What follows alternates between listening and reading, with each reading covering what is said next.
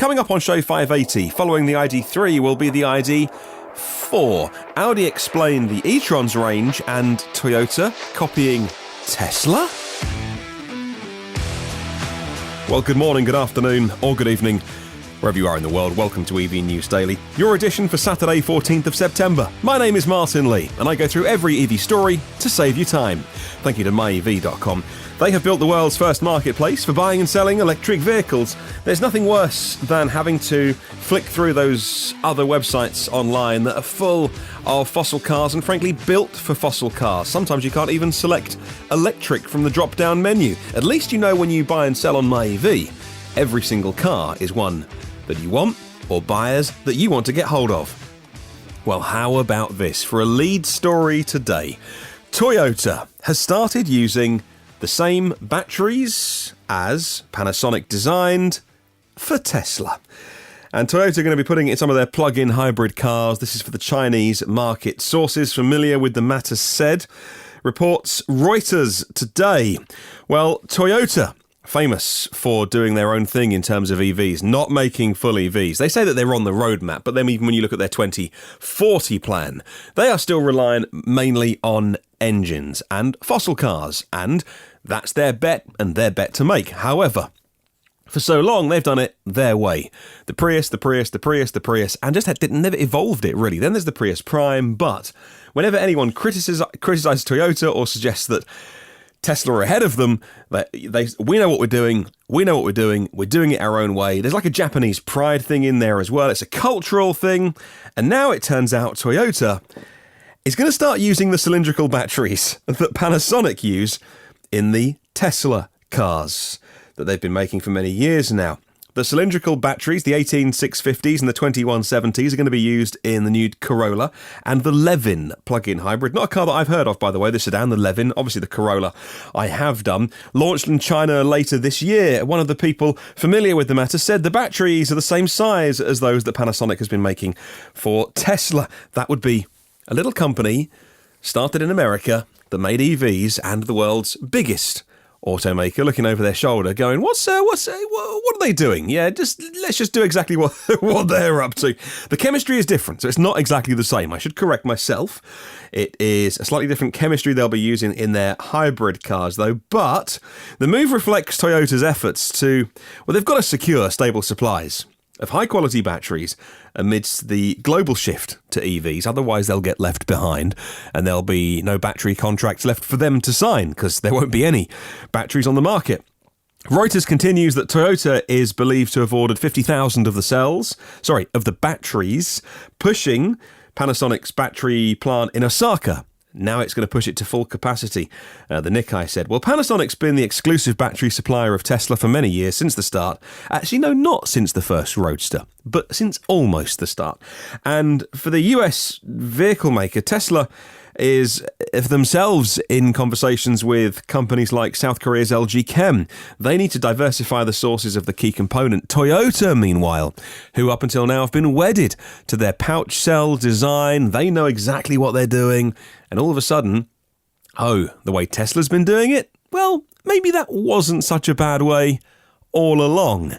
This would have been, from what I know about that culture and the way the companies run, this will not be something they particularly want publicised, and they certainly won't want it to be seen in any way that they are copying Tesla. Of course, I'm sure that Toyota's future is in hybrid, plug-in, self-charging things. Let's move on. And the VW ID.3, the first edition, was announced at the IAA show in Frankfurt, and now they've made further announcements. The VW ID.Crozz, CROZZ. It was a concept, but it's moving out of concept phase, and it's now going to be called the ID.4 when it hits the markets in series production. Well, the ID.4 is going to be headed for the US first, and let's face it, that's only fair, because the US isn't getting the ID.3. It's going to be the first MEB-based model for sale in the USA. And this story coming via Electrive today. VW debuted the Crozz at the LA Auto Show back in 2017. It's an SUV. It's Tiguan sized. There's been those spy shots that have been released online. Increasingly, I've seen more of these over the last few weeks, couple of months as well. And this could be the ID.3. There, in many ways, is a bit like analogous to the Model 3 for Tesla. Obviously not the same, different spec, different prices, but that's very much the first car they're coming out with. And you could argue Tesla really, mainstream-wise, cut through with the 3. But actually, the ID.4, Tiguan-sized, SUV crossover-shaped, actually, and going to the US market, the ID.4 could be one of those things that while all the spotlight is shining over here at the ID.3, this other one comes along and steals its thunder, if you like. I think the ID.4 could be a massive seller if it is, like I say, using that example of the Model 3 and the Model Y, if it's going to be, oh yeah, everything that we like about an EV, but just a little bit bigger, taller, wider, looks more like a mummy wagon to do the school run in and take them to football practice on the Saturday. That SUV style is so popular. Think of it like a BMW X4, a Mercedes GLC Coupe. The debut of the series version is set for spring 2020. Expect the production model to have a more conservative body shape than the concept that we saw. VW is showing a heavily camouflaged SUV in a foggy glass box, and they've called it the Next ID, if you look at the registration number. The rear is steeper and reminds you of a conventional compact SUV with a long wheelbase and different proportions. That ID.4 coming to the US market, I imagine there'll be a few buyers that are looking forward to seeing the specs on that. Well, let's go from VW to Volvo and to Sweden. And Volvo has reached an important milestone in their powertrain electrification program. They've just debuted a new hybrid system, the T5 twin engine, for their XC40. I love that. The XC40 is, I wish they'd make a pure electric one. I love it. Again, it's an SUV style. And with the introduction of this new model, it makes Volvo actually the only manufacturer to offer plug-in hybrid versions across their entire product range, at least that I know of. The XC40 is a plug-in hybrid car and a really attractive one in the premium compact SUV segment. 1.5 litre, 3-cylinder, 180 brake horsepower petrol engine. The motor is 82 brake horsepower, and in total 262 horsepower. A very powerful drivetrain for what's not a massive car. Right, let's talk battery. We want to know about the battery, don't we? Lithium ion, of course. Capacity's not the biggest, 10.7 kilowatt hours. And, I'd like that to be 15, 20, if I was going to wave my magic wand and have the automakers do what would be ideal, because you'd get loads of miles done on that. But if you think about that 11 kilowatt hour battery, you'll be doing mid-20s, if you're really careful, heading towards 30 miles of pure electric driving. The new T5 twin engine joins 2 diesels and 3 petrols in the XC range, and it's great to have a plug-in version for every single car that Volvo sell. You can now have a plug-in version of that, and we know that their spin-off Polestar is making the Polestar 2, which is of course all electric, and we can't wait to get some test drives in those. A car that has been more controversial than it should have been this year is the Audi e-tron. What's not to love about it? It comes from Audi. It's put together incredibly well. It looks great. It's very luxurious. The tech is fantastic. The battery's huge, 95 kilowatt hours. But the one thing that you can't have a conversation about the e-tron without saying is, why does the mileage stink? And now I think Audi are going some way to address it. Amidst discussions about Tesla's lead, and therefore Audi's lack of progress on electrification efficiency, Audi have kind of come out fighting a little bit and tried to explain why the e-tron 55, at least, only has an EPA range of 204 miles. And at least, thank goodness, it scraped those extra 5 miles to take it above 199. Because can you imagine if it hadn't made that psychological threshold of the 200 miles? 95 kilowatt hour battery, but 204 miles on EPA. On the e-tron 55. According to the German car maker, it's all to do with safety, says Simon at Teslarati. The information about the e-tron's battery and range were related to a jalopnik journo called Mac Hogan, who was talking on Twitter about how far behind they are on Tesla.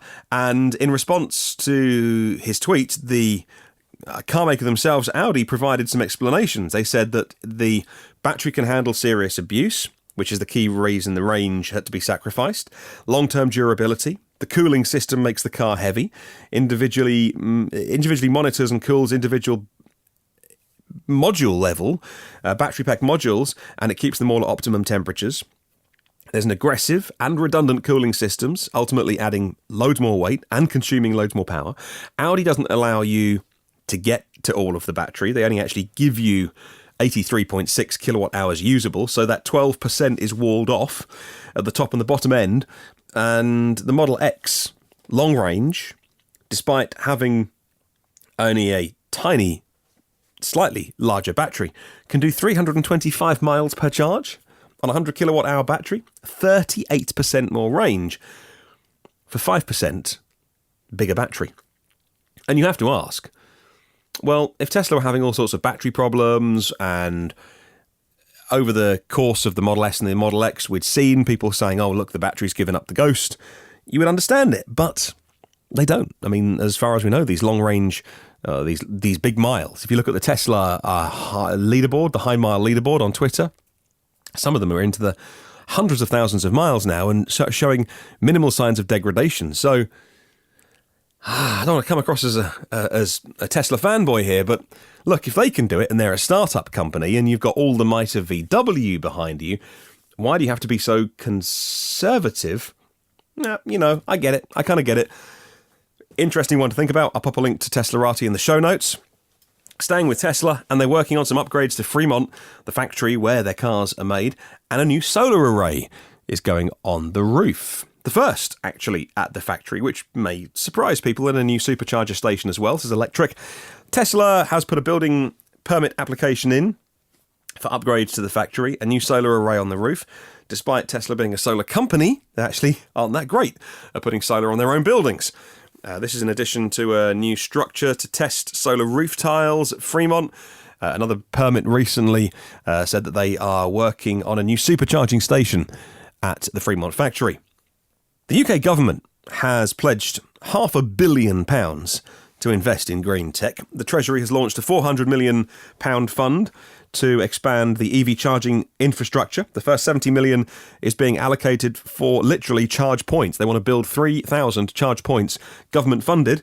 According to Intelligent Transport website, the review is underway at the moment to explore the provision of charge points on major road networks, so drivers can use service stations to charge their cars. This is a huge piece of news from our UK listeners. This investment is alongside $1.5 billion of support, which is hoping to encourage the use of EVs and clean vehicles. $31.5 million has been allocated to researching new technology to remove greenhouse gases from the atmosphere. $22 million has been allocated to research for new kinds of air pollutants and minimising their effects on public health. The Transport Secretary, Grant Shapps, is someone who's actually really getting behind EVs. He said this, and I quote, "It's fantastic. There is already a rapid charge point at almost every motorway service station, but now more charging stations than petrol stations, and I want to see thousands more charge points installed across the UK." End quote.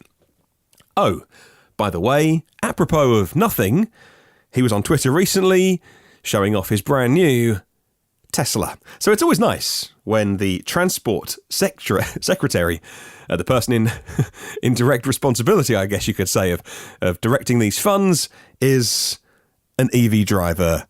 It really is kind of pinch yourself territory when the transport secretary is someone who was on the waiting list for a Model 3 for 2 whole years, and then he finally got it last month.